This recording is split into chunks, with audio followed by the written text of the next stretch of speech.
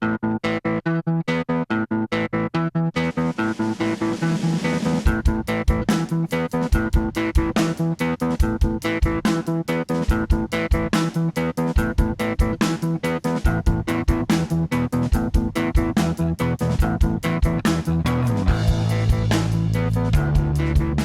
first question I'd ask you, Joe, is how much is this data analytics thing going to change the world from the standpoint of, from your view as leading one of the main companies that's been enabling it? And is there any industry that will be exempt from the transformation? Well, first I'd start, David, where it's not, you use the word will, and I use the word is changing the world.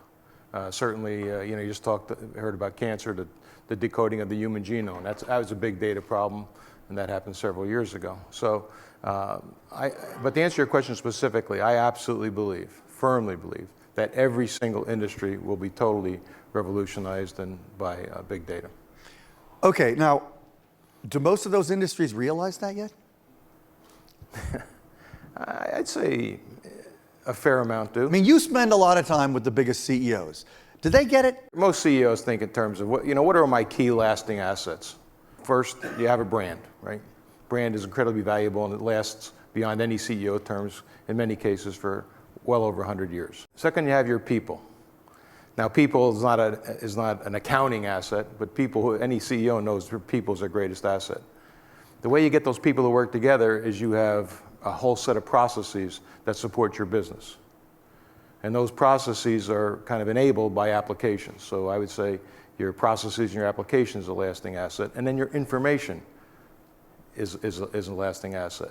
So any good CEO knows that they got to make sure they protect all four of those assets and utilize them to the benefit of their business. When you were approaching, for example, the decision about whether to buy VMware, which is one of the most important things you did, and then you later spun a lot of it out, but what was in your mind? I mean, that was such a fundamental shift for your company.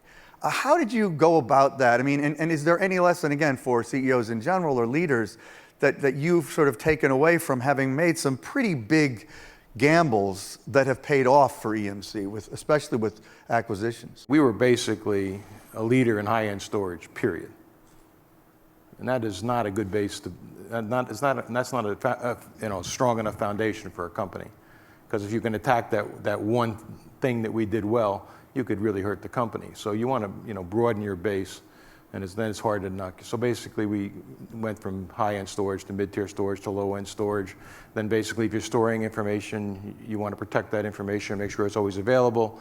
You want to make sure that information is secure. That brought us into security. And then of course you want to get intelligence from that information, and that brought us into predictive analytics. And then of course what we realized is there's going to be a whole new way of processing and in the data centers, and that's what led us to virtualization. Any other players in the industry you'd call out as having been doing a particularly great job right now, repositioning themselves, or any that might be doing a particularly poor job? Well, I'm not going to go on a poor side, but obviously, what Amazon does is rather remarkable. Oracle's building their platform. IBM has done a good job. So there's a number. I think we've done a good job, but we're not alone. You've got a very tight relationship with Cisco in recent years. We do. There's been some speculation, recently that maybe it was shaky. How is that relationship going right now? Well, point blank, Cisco is our closest and most strategic partner, and I believe we're going to have a long and prosperous relationship. The communications requirements of tomorrow are going to be dramatic. So Cisco has a great opportunity to continue to grow and expand, and it's very complementary to what we want to do. Let's talk about the economy for a second, because I know it's something that, at your scale, you have no choice but to think about. Where do you see the U.S. economy right now and the global economy?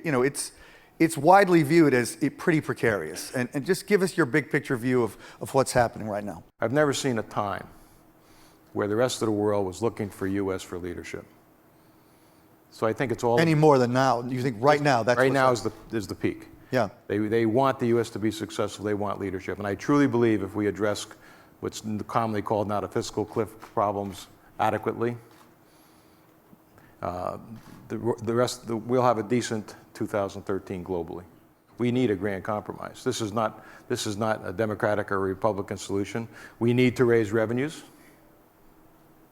to that. The Democrats are right.